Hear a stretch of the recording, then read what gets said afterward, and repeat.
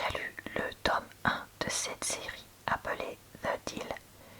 Vous pourrez retrouver en barre d'infos, commentaire épinglé et dans le i en haut de l'écran, le lien vers mon avis sur ce livre.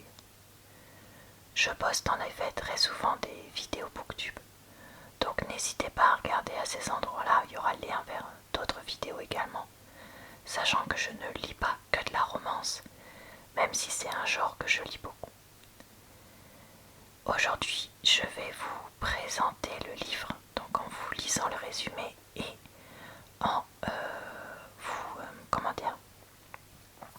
lisant les premières pages du livre avant de vous donner mon avis. Comme le livre a été traduit en français, j'ai pu récupérer ça en français, donc ça va être très bien. Et par contre, je vais pas faire ça sur la tablette parce que ça crame les yeux un petit peu, je trouve, plutôt sur ma vieille liseuse, puisque ça vous permettra d'avoir quelque chose de plus doux si vous souhaitez vous endormir au fur et à mesure. Voilà, je crois que j'ai tout dit pour cette intro, donc on est parti. John Logan est une star de l'équipe de hockey, ce qui lui permet d'avoir toutes les filles qu'il veut. Mais derrière ses sourires de tueur et son charme ravageur se cache un être blessé qui est inquiet de son avenir, qui ne s'annonce pas tout rose. Quand il rencontre Grace, étudiante en première année, il se dit qu'elle sera la vie idéale pour lui changer les idées. Mais celle-ci finit par le repousser à cause de son comportement. Et John va devoir se mettre en quatre s'il veut la récupérer. Après un an, alors je vais rajouter parce que c'est pas dans le résumé, mais le résumé est extrêmement mal écrit en français, il n'est pas clair du tout.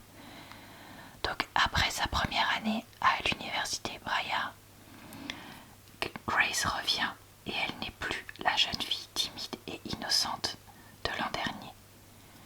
Elle a failli perdre sa virginité avec Logan, mais elle compte bien lui faire payer son erreur.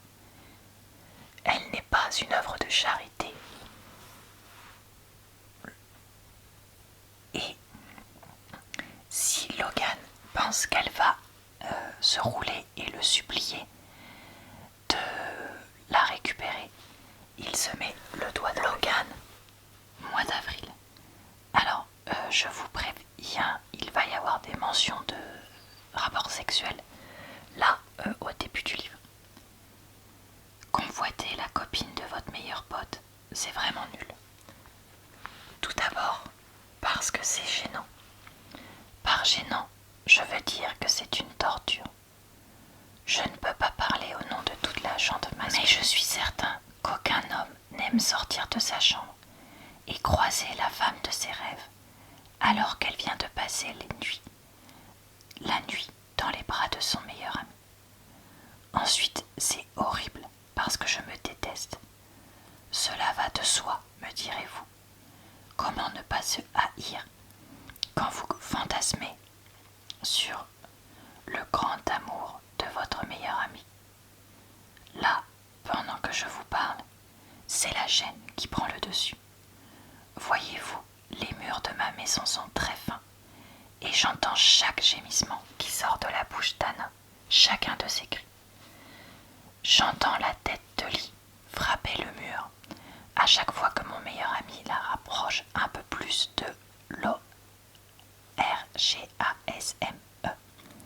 Génial, j'adore ma vie. Je suis allongée sur mon lit, les yeux rivés sur le plafond.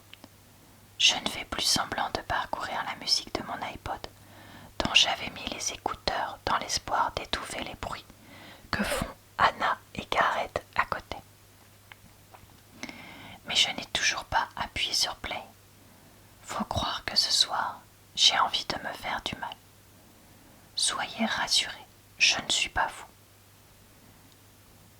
Je sais qu'elle est amoureuse de Gareth. Ah pardon, j'ai oublié de changer de page. J'ai vu comment elle le regarde, j'ai vu comment ils sont ensemble. Cela fait 6 mois qu'ils sont en couple et même moi, le pire meilleur ami du monde, je ne peux pas nier.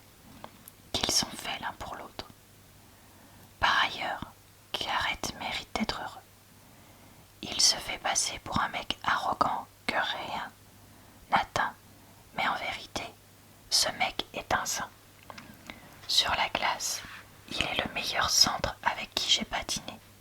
Et dans la vie, il est la meilleure personne que je connaisse. D'ailleurs, je suis tellement sûre de mon hétérosexualité que je n'ai pas peur de dire que si j'étais attirée par les mecs, je n'aurais pas seulement envie de me taper Gareth Graham, j'aurais envie de l'épouser. C'est d'ailleurs ce qui rend la situation 1000 fois plus difficile. Je ne peux même pas détester le mec qui se tape la nana que je veux. J'entends le grincement d'une porte qui s'ouvre, puis un bruit de pas. Je prie pour que ni Gareth ni Anna ne frappent à ma porte, car j'ai suffisamment envie de mourir sans voir leur mine post. Heureusement, celui qui entre dans ma chambre sans frapper, c'est Dean, mon autre coloc. Il y a une soirée chez Omega Phi ce soir. Démotivée. Je me lève aussi vite que possible, car aller à une soirée est la meilleure idée du monde. En buvant suffisamment, je ne penserai plus à Anna. Mieux encore, en étant ivre-mort et en faisant des choses avec une nana, j'ai l'assurance que si une des deux activités ne m'aide pas à oublier Anna, l'autre y parviendra. Ouais, carrément, je réponds. J'enfile une chemise propre en ignorant la douleur sous mon bras gauche, un reliquat de la charge que j'ai prise à la finale la semaine dernière. Cependant, les bleus et les courbatures en valent la peine, car pour la 3e année consécutive, Briard a remporté le championnat. Voilà pour ma lecture. Alors, qu'ai-je donc pensé de ce livre? On a l'ancienne couverture, moche ici, ici. Eh ben écoutez, je l'ai trouvé sympa, mais sans plus. En fait, c'est le 3e ou 4e, je ne sais plus, livre d'Elle Kennedy que je lis. Et je me rends compte qu'elle va faire partie des auteurs, un petit peu comme Christina Loren, où je sais que le livre ne va pas être nul, mais je sais que je ne serai pas dans un livre que je vais adorer, ou avec une méga giga littérature, et qu'il y aura probablement un peu trop de scènes intimes quand même pour moi. Alors, un des premiers problèmes pour moi dans ce livre, c'est l'âge des protagonistes.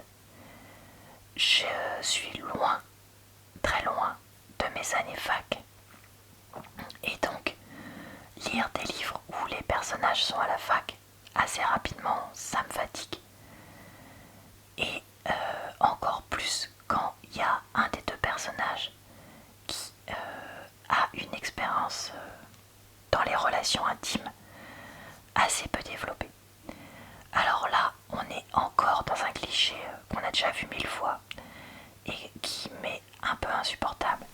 C'est-à-dire que lui est un playboy aux centaines de relations intimes et elle est quasiment nouvelle là-dedans. Alors elle n'est pas complètement nouvelle, c'est-à-dire qu'elle a déjà fait des choses, mais il n'y a rien eu.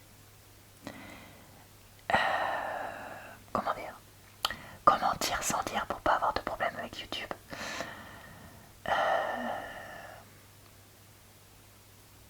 Il n'y a rien eu à l'intérieur, je vais dire ça comme ça. J'espère que vous comprenez ce que je veux dire. Donc voilà. Et du coup, ce côté-là, moi, franchement, voilà, ça me saoule parce que j'en suis à 1000 lieues. Après, que ça puisse être intéressant pour des personnes de cet âge-là, je comprends tout à fait. Et qu'on puisse se sentir, connecté à des personnages comme ça, je comprends aussi tout à fait. Mais bon, voilà, ça m'a un peu gonflé. Après, j'ai bien aimé les personnages d'Anna. Non, pas d'Anna. Ah, ça y est, j'ai un trou de mémoire. De Logan et de Grace. Pardon. Qui ont tous les deux des choses plus ou moins évidentes, surtout Logan, dans leur famille et leur passé. Et donc ça va quand même peser sur eux, ce que j'ai trouvé intéressant. J'ai trouvé que leur histoire était assez marrante, dans le sens où elle en craque un peu, elle en pince un peu pour lui. Il se retrouve par inadvertance avec elle. Il se passe des trucs, finalement ça termine mal et il va y avoir le côté deuxième chance, mais entre guillemets tout de suite après presque. Et donc la façon dont c'est fait, j'ai trouvé que c'était relativement réaliste, à part le côté super beau, super belle et attraction instantanée. Donc je trouvais que ça se lisait quand même assez facilement. Le livre n'est pas trop long ou pénible à lire. Voilà, c'est sympa, ça change les idées. Même si je trouve que pour un livre qui s'appelle l'erreur en question arrive vraiment pas très vite. Mais bon, écoutez, ça casse pas trop à patin à un canard comme j'ai dit. Mais c'est une lecture sympa et facile. Même si la fin est quand même un peu trop facile, je trouve. Est-ce que c'est le genre de livre que je relirais et conseillerais à tout le monde? Non.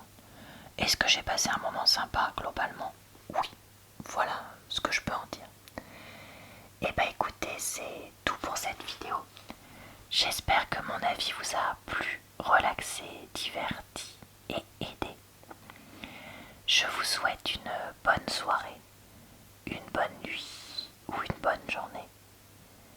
Et je vous retrouve très vite pour de prochaines vidéos sur cette chaîne ainsi que sur ma chaîne secondaire.